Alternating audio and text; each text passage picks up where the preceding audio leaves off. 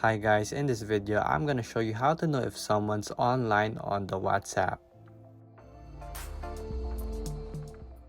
To know if someone's online here on WhatsApp, it's pretty simple. Head on to your application of WhatsApp and here you go.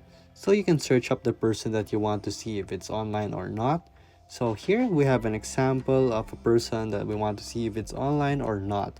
So in the top left corner, as you can see right here, just below the number, it was last seen at 2/29/2024 at 9:11 p.m.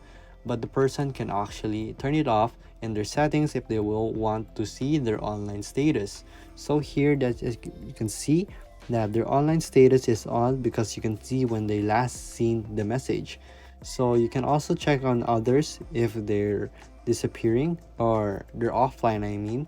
So there's also third-party applications to do this, but we don't recommend that you do that since it might be a virus or it might just be bloatware. So if this video was helpful, please hit the like button and don't forget to subscribe.